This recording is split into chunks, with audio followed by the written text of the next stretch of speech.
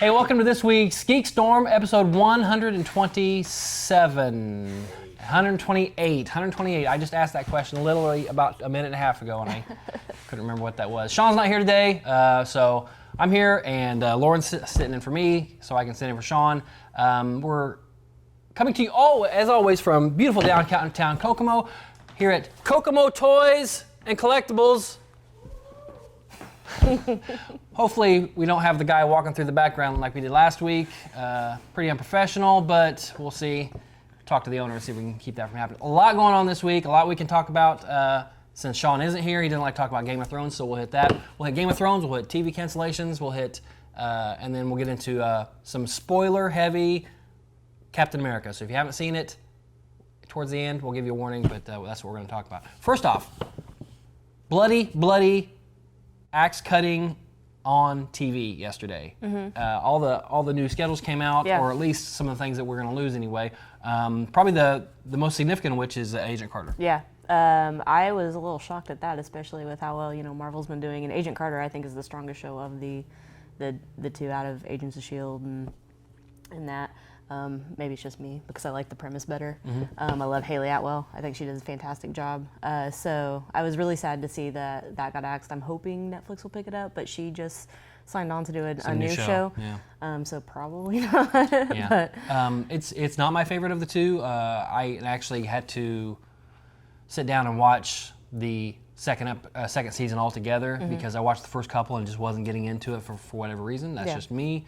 I like the premise too. I definitely like period stuff, but I wasn't as enamored with it as a lot of people were. My biggest regret in it is that they didn't really show you that transition to S.H.I.E.L.D. That we wanted, and we didn't find out who her husband was, mm-hmm. that Cap saved in the war. So that would have been cool. You can still see that transition kinda in one of the Marvel shorts, one of the Marvel one-shots in which Tony, I think it's the Agent Carter one shot, and I can't remember which movie it was attached to, but it's about a minute and a half long, where Tony calls up the current SSR guy, which I think is played by Bradley Whitfield, and tells him that he now reports to Agent Carter and S.H.I.E.L.D. So regardless, it's too bad that went away without. I always hate it when series that you're at least semi-invested in go away without some type of conclusions. Mm-hmm, warning where they know that they're going to get axed. So that is too bad. Also getting canceled, not quite as geeky, but Castle. Mm-hmm. A couple weeks ago we heard that Stana Katic wasn't coming back, who's the lead actress. And Nathan Fillion got some blowback for not maybe coming to her defense as much, but maybe he saw the writing on the wall that things weren't just going to, that they weren't going to get renewed, and who knows what happens behind the scenes. But the good news is that frees him up. That frees up Nathan Fillion for some more Firefly, which in our lifetime will happen. I'm telling you it will happen, whether it's a Netflix series, whether it's a movie, whether it's a shortened thing like we had with X-Files. I think someone should just really do it. They will. Money. They will. It'll pure money. It is money. Money will come in. It is money. But they have to figure out a way to fix Wash. Right. Oh, poor Wash. They can do flashbacks. Flashbacks. He's a leaf on the wind. Yeah. Also, I'm back on the Marvel side. We talked many times over the last year about this spin-off that Agents of S.H.I.E.L.D. was going to get called Marvel's Most Wanted, which had Mockingbird and the Nick Hunter character. And they ordered a pilot, and I assume they shot the pilot, and then now it is canceled. It's not coming next year, so they're really pumping the brakes on their TV superhero stuff. Netflix is doing great with the superhero stuff, and so is CW. And maybe that has something to do with it. It might. Maybe they want to go that direction. Those two characters being as street level and kind of not bloody, but being secret agents, maybe that would lend more towards a Netflix series anyway. So that's always a possibility, but who knows? Who knows if that'll actually happen or not. And then the other big move we talked about last week was Supergirl, moving, not moving, renewed, not renewed, whatever. apparently it's official. It is renewed and is going to the CW. So we're going to see Greg Berlanti's got 5 shows on there next year now with Flash, Arrow, Legends of Tomorrow, Supergirl, and some other Riverdale, that Archie comics thing. Oh yeah. Which hopefully is not connected in any way. I don't want to see Betty and Veronica getting in a fight with Vertigo or somebody like that. I think for TV that's just about it until we get into the game. Yeah. Well, this isn't geeky related at go all, ahead. but I was shocked to hear about Mike and Molly getting canceled. I didn't know that. Like, I never watched the show, so... Okay, I'll be honest, I didn't know it was still on. I didn't know there was still a show. That was I in the assumed- long list of... They just listed every single show from every single network that got axed, across the board, and that was one of them. And I was like, well, I feel like that's been on for a while. Wow. It's kind of weird that they axed that. That's a surprise to me in that I did not know it was still on. I Yeah. figured she was cranking out like a movie every 2 months. So, Yeah. when she films that show. Yeah. Wow. Melissa McCarthy is very busy, very popular. She makes a lot of money in the box office. Not always a great movie, but she's busy. So yeah, there was a lot of shows canceled. But that's the nature of the beast. Yeah. Somebody with a big board saying this has to go, this has to stay. I've got this coming in, And they'll have 2 shows that'll replace it, Right. and one of them will last. yeah. Okay, so let's jump to the Assassin's Creed trailer just came out.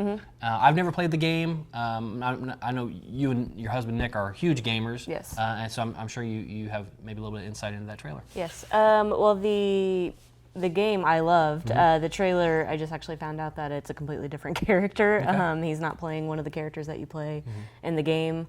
So they're basically just using that universe.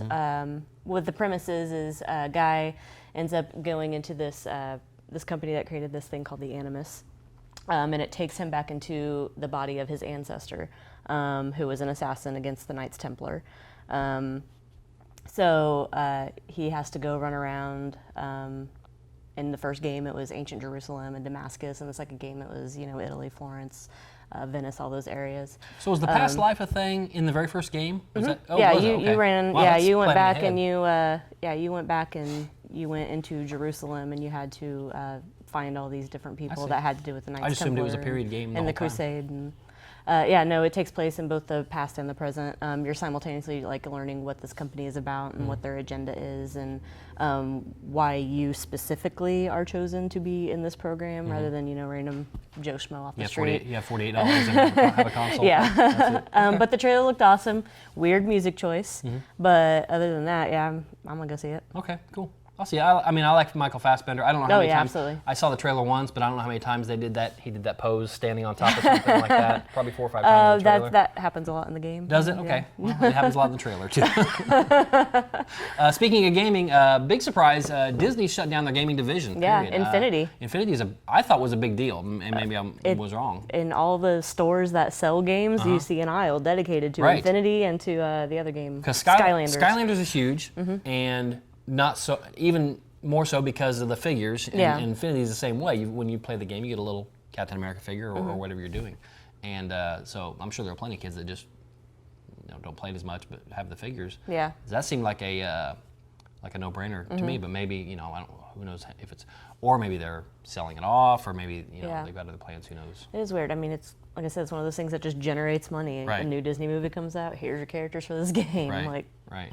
But the gaming area is so competitive too. Yeah. It's so hard to stand out. They spend years developing a new game, and then when it comes out, it really is just another game. Yeah. To me, anyway. And I'm not a huge gamer, but the next big game is like just around the corner, and. Well, and it gets so expensive too, especially with games like that, because if you have 2.0 characters, you can only use your 2.0 sets, Right. and all these 1.0 characters that you have. Right. Yeah. The backwards compatibility really is a thing. Thing. It really is a big deal because they started doing that with PlayStation. I think right off the bat they did 2 could play 1 discs, but then at some point they cut that off, and I don't think 4 plays 3 discs. Maybe is that how it works? So they apparently at some point said, well, if you want to play these old games, you got to keep your old stuff, Yeah. and that goes away pretty quickly as far as usability. So yeah, that's a tough market. I'm sure games, but. Disney has smart guys. I assume they know what they're doing. We'll see. They do own everything, so good for them. And then last thing before we get into game, Kevin Feige said that he's committed to doing a Black Widow. standalone Black Widow movie, which is great. I Absolutely. just saw what's the one with Scarlett Johansson? Lucy. I just saw Lucy a couple days ago. I've seen it before. I saw it in the theater, but I really like that movie. Yeah. And she's good. She's engaging. Oh yeah, she's hot. Okay, I get it. But she's a good actress. She's engaging. She played a really odd part in that movie, going from somebody kind of a dingy American in a foreign country to somebody who's loading their brain up 20, 30, 40% all the way up to 100. And so she played that really well. And not only do I think she could carry the movie, I think the character could carry the movie too. If you make it something like the Russo brothers have done with a lot of espionage, and of course you're going to throw in some other, I bet at least 2 other Marvel heroes. Yeah. Well, I mean, especially like in Cap, which we'll talk about later, when she's like, "Don't you at least recognize me?" When she's fighting Bucky, right. the Black Widow Bucky movie. Maybe we could jump back in time a little bit and see what happened in Budapest with her and Hawkeye. Yeah. Something like that would be kind of cool. That'd be a good little buddy cop thing.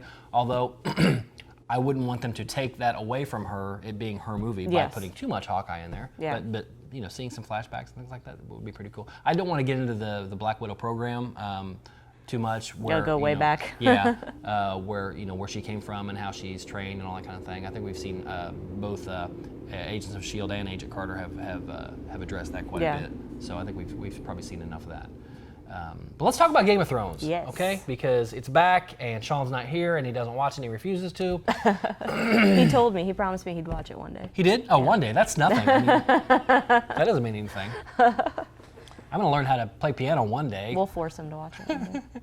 Okay, so we're back, and over the summer, or the winter, whatever it was, winter is coming, but it was what happened to Jon Snow, and we finally find out. And was it in the first episode, or the end of the first episode, or the second episode? There's been 3. It was the second episode. End of the second very, episode. very last scene. Right. We always thought that Melisandre was going to come in and throw the mojo at him, and he's going to pop up. That's kind of what happened, but I didn't realize until this season that she couldn't do that, or didn't know she could, or wasn't something she'd done before. And it seemed like when Davos came to her and said, I did that because he's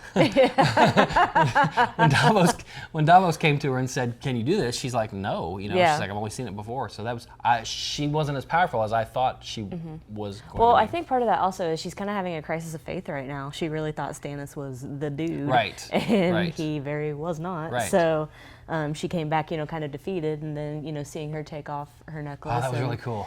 It was a good effect. We've seen her without her necklace off before in past seasons, so yeah. That's weird. In like season 4, she's in the bathtub, no necklace. Huh. Looks like Interesting. Melisandre. Interesting. So it's interesting to see, what's changed from then to now, and Right. what all she's done. And that's a classic movie trope, is the crone, having some kind of glamour, but to go 3-4 seasons into it before you see Reveal that, that? that's pretty cool. And I don't know if that part is in the book or not. Is it? Not that I remember, Okay, so but it's been a while. I know they're out of since material in the books for the most part, but they might still be drawing from a little bit since she's been in it for a while. So then we get into, let's talk about Daenerys, as somebody honks. Big fans of the show out there that are honking their horns. What is it? Someone's trying to parallel park, and the person behind her, they're stacked up behind them and can't back up. Okay, we avoided that accident, thank goodness. That's good. We can cut that out or not, it just depends, it's life. Just back from the truck. As long as they didn't hit the little red car, that's all I really care about. Then we'd have to take a break. Yeah, actually. Daenerys, she... going from at the end of last season, going from pretty much queen of that side of the water to now she's, I wouldn't call her a slave, but she's captive at least. Yeah.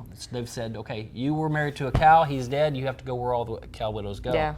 Which doesn't. And they're sound like a very good much thing. like just pat her on the head, like, yeah, it's cute. Yeah. You're a queen. You're not a queen. You have a lot of titles. We get it, okay.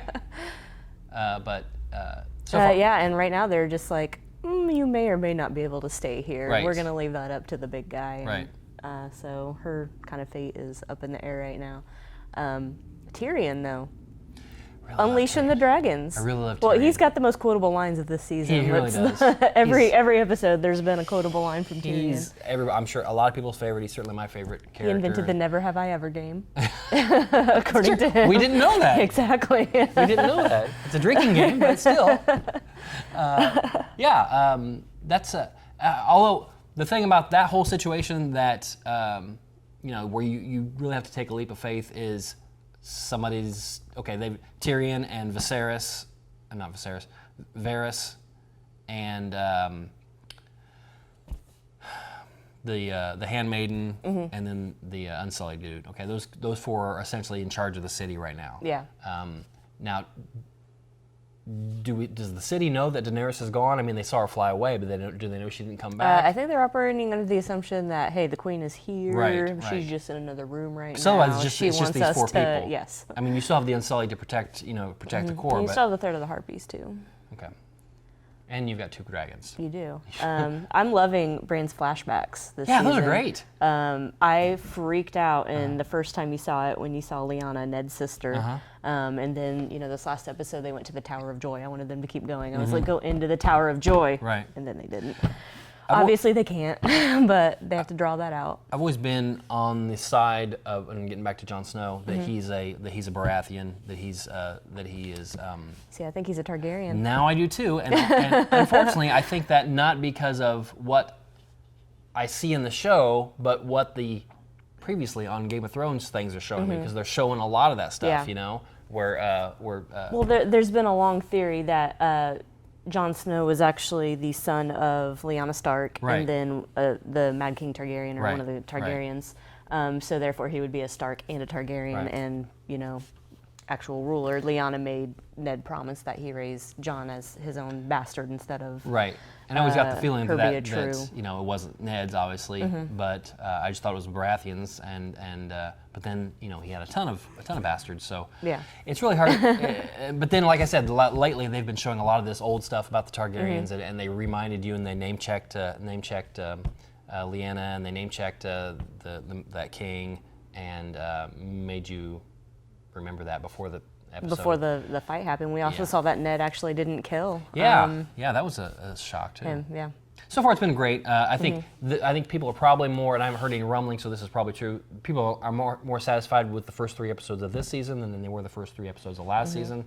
They thought it built up too slow last season. Yeah, this is shaping up to be a solid season. It is, and every episode has had something. You've had King die. You've had Jon Snow living. What do you think the correlation is between we're out of material and we're going off of our show now? I think they're gonna pull some. I hope, at least. There's this one part of the book, this character called Lady Stoneheart. I really hope they bring her into it. Yeah. I think they're gonna pull a little bit of the past stuff, like what they're doing with Bran, and then kind of make it up as they go along, because they kind of have to now. Yeah.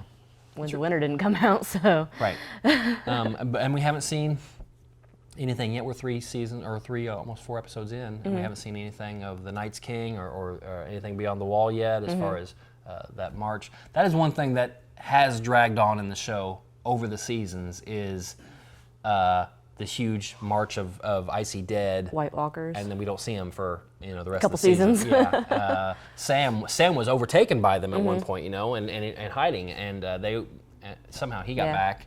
And they never got to the wall That's yet. the only thing I don't like about the season. I really don't care to watch him become a maester. Sam? Yeah, They haven't spent very much time on it. I know, but every time it's on, I'm like, I mean, technically, get to the next part. I would think that would take years and years for him to become a maester, so we'll see.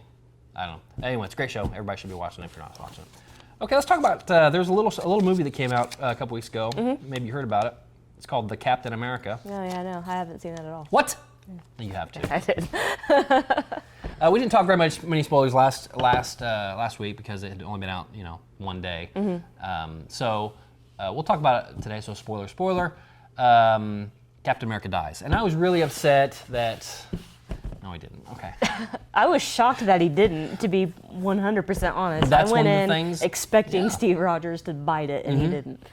Because, and I assume they filmed a few different endings. Probably. They had all the mechanisms in place with the Infinity War coming up. They can bring anybody back. But then, was it because everybody was expecting it, or what, but none of the major character dies. Yeah. We had War Machine get pretty horribly injured, but other than that, and not even the villain died, okay? Which is a Marvel thing, okay? Not even the villain died, and so that was very different. But I was still very satisfied with the ending. Before we get into too much, let's just generally, it did 181 million domestically, which is a lot of money. That's Deadpool money. Did it beat Batman versus Superman? Yeah. 250 million was the budget, and as of a couple days ago, it's made 678 million worldwide, 90% on Rotten Tomatoes still, and four of the last six biggest openings of the last 5 or 6 years have been Marvel movies.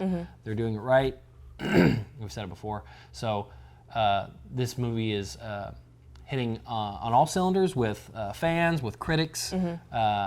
Everybody likes it.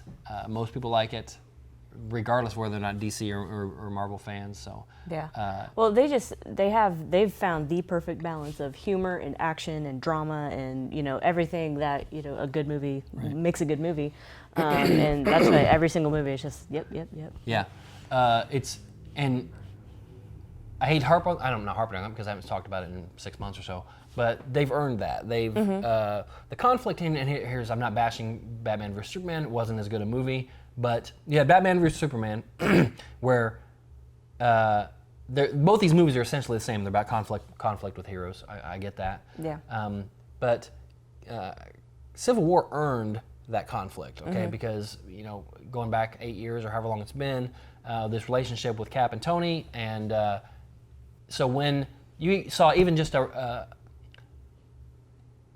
just any kind of expression on Tony's face while he's talking to Cap, you understand what's behind that. You understand the gravitas of him having a connection with his dad, with his mom, with his dad, with Cap through his dad. And I said last week, Robert Downey Jr. did a great job because they really let him strut in this movie. He had a huge range of emotion in it. And so really it was almost as much a Iron Man movie as it was a Cap 100%. Like the stuff that he was dealing with, not only like at the very first thing you see is him dealing with his parents saying goodbye, and then him seeing the Pepper Potts everyone, and he's like, I thought she was gonna dead. be here. I thought she was dead. I did.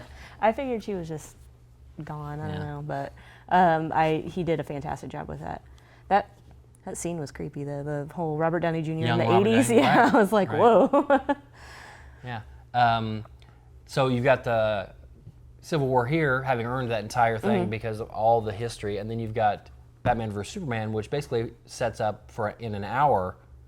They're trying to show you why Batman hates Superman, why Lex, which we've never even figured out, why Lex doesn't like Superman, so that's the big difference there. It just seemed like a far superior movie. This and Civil War was loaded with characters, but didn't seem crowded. And Batman vs Superman, I didn't get enough time from anybody in either one of those, and there was only 3 of them. So big difference. We had the big Giant Man reveal, which was pretty cool. I think a lot of people saw it coming. I was all like this, but I didn't see it coming. I was like, oh hey, I thought he was gonna go.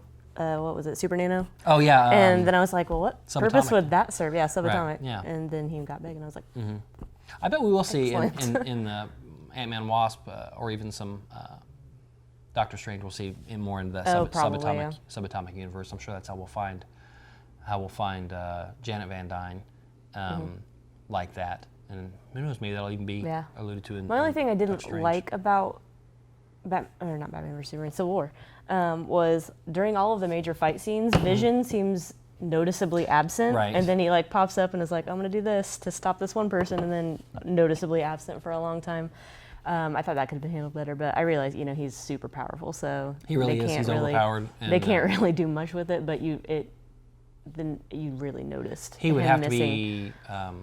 He would have to be occupied with the Wanda almost the whole time because I don't know that anybody else is really doing much to him because of the Stark differences. Stark is a bad word, but between the powers and I don't even know why Clint was shooting arrows at him in the first one or trying to fight with him in that first scene. It seemed kind of silly, but here's another interesting thing. And again, I'm comparing the two movies. Excuse me. Spider-Man. Fantastic. It was awesome. Fantastic. Awesome. Spider-Man had more lines than Superman did. Superman only had like 40 lines, I think, in the entire thing. And Spider-Man had a lot more dialogue than that. And somebody wrote it down. I don't remember what the number is. Yeah. But they really, I know it was a 2.5 hour movie to maybe 2:40. Yeah. But they really, really had a great introduction to Spider-Man. And you saw Aunt May, and you saw, the guilt trip, and the teenager who wasn't really sure himself, and all that. A lot of the classic tropes from the comics were thrown in there. Well, I thought it was the perfect way to introduce the character too. Like, we've had how many Spider-Man movies now? We know the story, we know his origins. So just to introduce him like that, it was brilliant. I thought I really liked it, and the kid who played him was awesome. He was great. He was great, and I didn't. I think I saw his picture once before the movie came out. So when they did show him, they did a thing where the camera kind of followed him into the apartment from behind. You don't really see him until he turns and sees Aunt May talking to Tony. But he looked like what I think Peter Parker should look like, and that is just so much of it. And a lot of studios don't get that, but that's just so much of people buying into something is this is the picture I have in my head. You need to make it similar to that picture, otherwise things just aren't going to work out for us. So, really, really great movie. I imagine we won't see. We know we're going to see Iron Man in some Spider-Man. I imagine we won't see Cap until Avengers. That's my guess. Because what we have next is Doctor Strange, and then Guardians 2. And Thor's in May. Thor, and Thor is Thor and Hulk. So, and then after that, I think Avengers is up after that, and those are a year apart. But Cap's one of my favorite characters, and he is.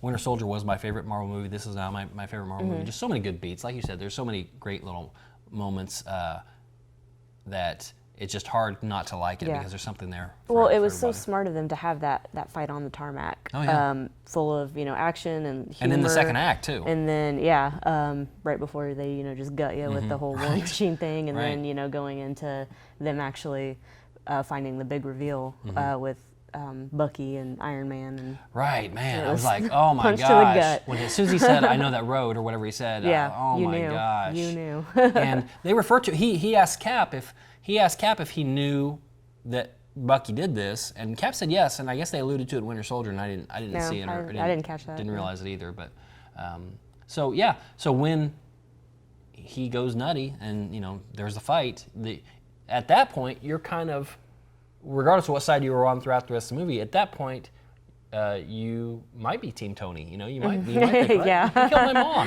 So that's tough to call either way, really. But then he's Cap is fighting for his friend, and I'm not sure I liked that Bucky went back into the deep freeze at the end. I thought it was cool that it happened in Wakanda, but the decision to do it, I don't know if that's just a movie mechanism to say where he is next time we find him. But to say, put me away until you find a way to cure me, I don't know.